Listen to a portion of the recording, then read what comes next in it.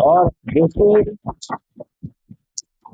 आप सभी की जानकारी के लिए हम बताना चाहेंगे कि हमारा भारत, जहां पर टीबी एक बहुत ही भयंकर रोग था, मतलब हम बहुत पिछड़े हुए थे। अगर हम आज से 50 साल पहले की बात करें तो हम बहुत पिछड़े हुए थे कि टीबी का रोग हमारे भारत में इतना फैला हुआ था।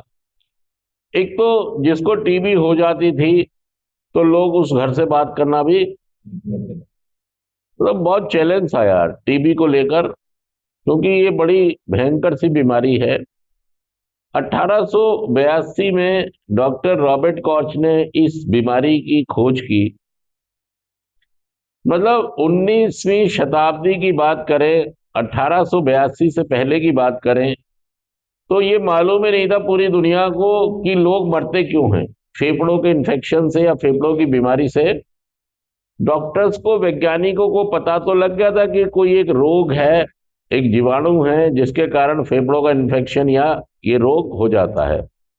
लेकिन असल में इस रोग के जीवाणु का पता लगाना कि जीवाणु है कौन सा,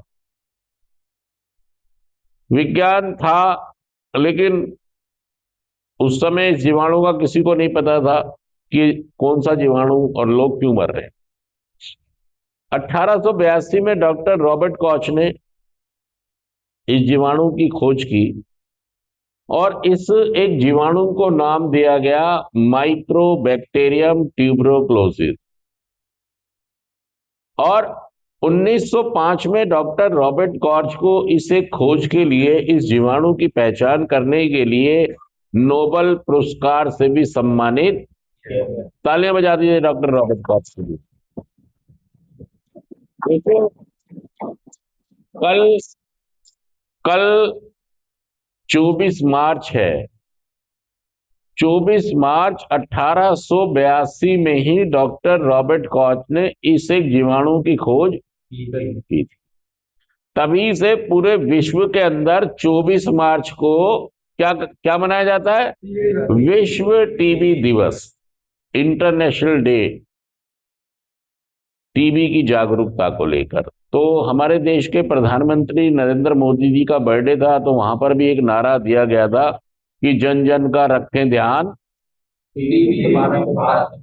सारे लोग बोलिए, जन जन का रखें ध्यान। हाँ, तो एक नारा ये था और एक नारा और था, टीबी हारेगा। तो हमारे देश के प्रधानमंत्री जी का ये एक संकल्प था कि 2025 आते आते हम भारत को टीबी मुक्त बनाएंगे। आपने देखा होगा हमारे देश में इससे पहले एक अभियान चला था पोलियो को लेकर। तो आज हमारा देश पोलियो मुक्त हो गया है। हमारा देश, पहले आपने देखा होगा हर संडे को बच्चों को दवाइयां पिलाई जाती थी। वो यही मकसद था कि जो बच्चे पैदा हों तो उनको पोलियो ना हो। हमें दर्द होता था ना, किसी बच्चे के पैर दोनों कैसे होते थे? पोलियो ग्रस्त होते थे। दोनों बच्चों के पैर, बच्चों के दोनों पैर पोलियो ग्रस्त होते थे, हमें देख के बड़ा बुरा सा। लेकिन अब हमारा देश पोलियो मुक्त हो गया। वो भी एक अभियान था, उसमें भी सभी लोगों ने जोर शोर से हिस्सा। और अभी अभियान चल रहा है टीबी मुक्त भारत अभियान। तो जितने लोग नशा करने वाले हैं, हम सभी को ये कहना चाहेंगे, देखिए बैनर जो लगा है ना, वो ये कह रहा है इन लक्षणों को नजरअंदाज ना करें। सही में अगर हम चाहते हैं कि हमारा देश टीबी मुक्त हो, तो हमें सबको अपना अपना योगदान देना होगा। योगदान यही है, जो लोग नशा करने वाले हैं कि वो नशा ना करें, क्योंकि टीबी के रोग की संभावना बढ़ जाती है। और टीबी का खतरा कभी बताकर, हाँ, ये बैनर के माध्यम से, जागरूकता के माध्यम से यही संदेश हम सब तक और सबसे हाई रिस्क ग्रुप, अगर हम टीबी की संभावित ग्रुप की बात करें, इंसानों की बात करें, तो सबसे ज्यादा खतरा किसको है टीबी का? जो लोग नशा करते हैं। यूं तो जो अच्छा खाना नहीं खाते उनको भी हो सकता है, जो टीबी के रोगी के संपर्क में आते हैं उनको भी हो सकता है, वजन घटना भी एक लक्षण हो सकता है, हमारा कोई बीमारी होना पुराना वो भी एक लक्षण, सीने में दर्द होना। मतलब यहां पर हम इसलिए जागरूकता फैलाते हैं कि लोग अवेयर रहे, ऐसा ना हो कि बीमारी धीरे धीरे बढ़ जाए और हमें पता। ये सब कुछ लक्षण होने पर हमें अपनी जांच करा लेनी चाहिए। देखिए, टीबी की दवाई और इलाज दोनों ही मुफ्त है सरकार की तरफ से।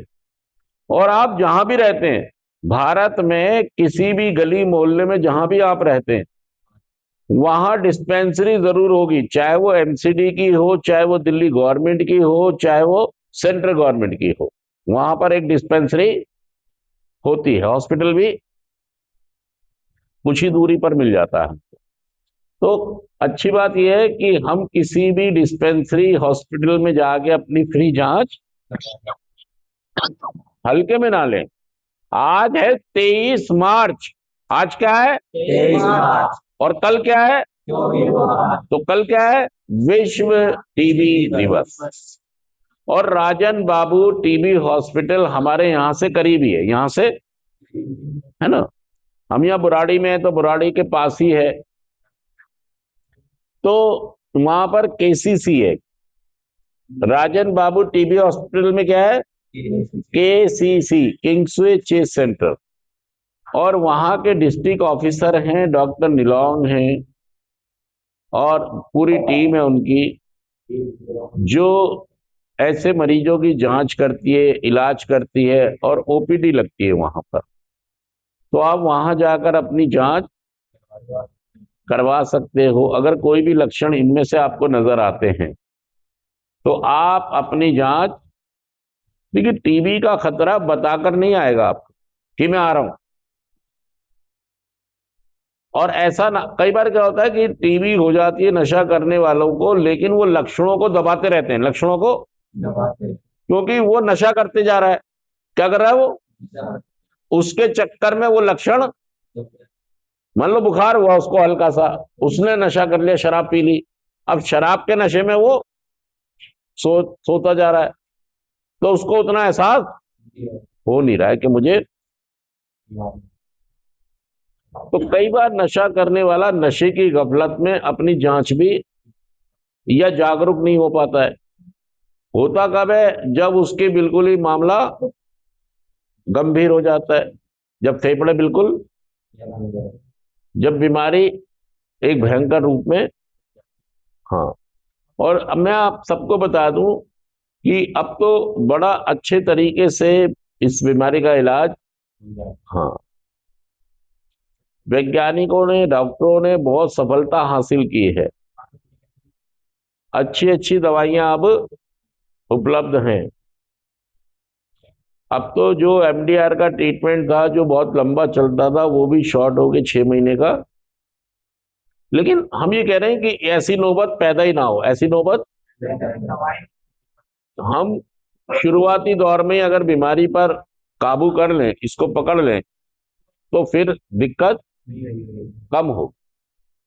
तो रवि, तेरा कैमरा बहुत ऊपर है यार। नहीं तो ये जब नीचे करेगा तो दो ये भी आ जाएगा, यहां से भी आ जाएगा, ये तो यहां से क्यों नहीं आएगा? यही बात मैं हमेशा तेरे को बताता हूँ, तुझे समझ में नहीं आती। वो फिर ऐसा लगता है, देख कैमरा ऊपर है, मैं नीचे, ऐसे ढलान बन जाती है। तो अगर हम शुरुआती दौर में ही अपनी बीमारी को क्या कर लें, हाँ, जागरूक रहें, तो बीमारी को जल्दी ही पकड़ा जा सकता, और पकड़ी जाएगी तो फिर इलाज भी हो जाएगा। सच कह रहा, मैं जुड़ कह रहा हूँ। जैसे ऐसा ना हो, पता है क्या है, एक तो हम नशे की बीमारी से पीड़ित हैं। किससे पीड़ित हैं? नशे की बीमारी से